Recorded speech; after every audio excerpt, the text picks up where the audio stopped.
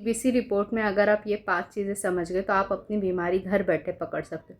बहुत से लोग ये 5 चीज़ें देखते हैं बट वो समझ नहीं पाते हैं कि वो क्या है। तो चलिए हम देखते हैं कि वो 5 सीक्रेट ऐसी क्या है सीबीसी की रिपोर्ट में जो अपने को पूरी रिपोर्ट्स के बारे में हमको इन्फॉर्म करती है। लिकोसाइड मतलब डब्ल्यूबीसी। डब्ल्यूबीसी का फुल फॉर्म होता है वाइट ब्लड सेल्स।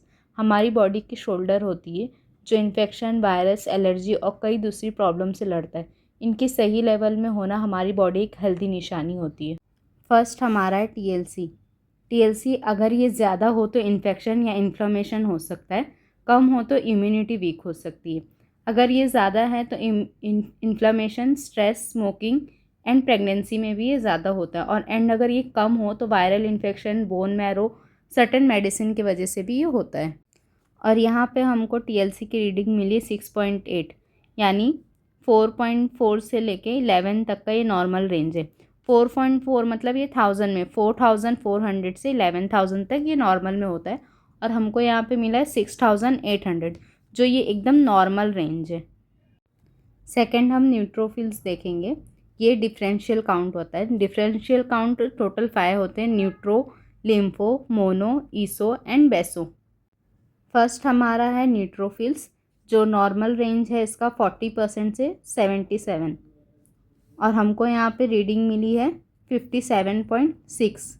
ओके, 57.6 जो एक नॉर्मल रेंज है। न्यूट्रोफिल्स अगर ज़्यादा होता है तो bacteria infection, inflammation, stress, energy and surgery में भी ये हाई हो जाता है। And come viral infection, certain medicine के वजह से ये लेवल कम भी हो जाता है। ये बैक्टीरिया से लड़ता है। न्यूट्रोफिल्स जो है वो हमारे बॉडी में बैक्टीरिया से लड़ता है। सेकंड हमारा है लिम्फोसाइट्स। लिम्फोसाइट ये वायरल इन्फेक्शन में बढ़ता है, बॉडी की डिफेंस सिस्टम में रिप्रेजेंट होता है। हमको यहाँ पे रीडिंग मिली लिम्फोसाइट्स की 16 से लेके 44, ये नॉर्मल रेंज है। एंड हमको यहाँ पे रीडिंग मिली है 31.3।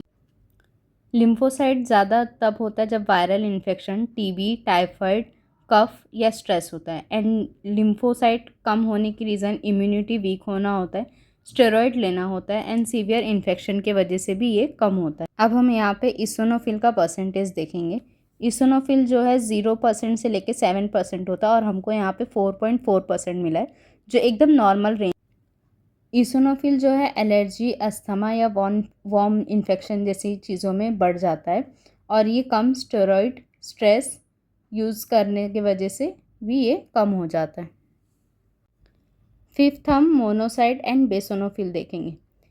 मोनोसाइड एंड बेसोनोफिल क्या करता है, ये बॉडी की हीलिंग और इम्यून रिएक्शन में हेल्प करता है। यहाँ पे हमको बेसो का परसेंट 0.5 मिला है, और यहाँ पे इसका नॉर्मल रेंज है 0% से लेके 1% तक। लेकिन ये बहुत कम देखने में मिलता है। अगर किसी में हाई होता है तो बहुत सीवियर केसेस में ये होता है, सब केसेस में नहीं है। इस रिपोर्ट में ऑल ओवर जितने भी रेंजेस है वो सब नॉर्मल रेंज में, मतलब इम्यूनिटी बैलेंस है ये पेशेंट की। लेकिन ध्यान रखें, रिपोर्ट को हमेशा सिम्टम्स और डॉक्टर की एडवाइस के साथ समझिए। सिर्फ एक वैल्यू देखकर खुद से ट्रीटमेंट ना करें। अगर वैल्यू ज़्यादा या कम आ रही है तो रिपोर्ट, टेस्ट, फ्यूचर इन्वेस्टिगेशन में ज़रूर वापस से चेक करवाइए उसको। अपनी हेल्थ का ध्यान रखो, हेल्दी खाओ, पानी ज़्यादा पियो, एक्टिव रहो, पूरी नींद लो, स्ट्रेस कम करो। अगर आप भी अपनी सीबीसी रिपोर्ट इजी लैंग्वेज में समझना चाहते हो तो लाइक करना मत भूलो, फॉलो करो, कमेंट में लिखो पार्ट 3। पार्ट 3 में हम प्लेटलेट्स के बारे में समझेंगे कि प्लेटलेट्स हमको क्या एक्सप्लेन करता है। Thank you for everyone.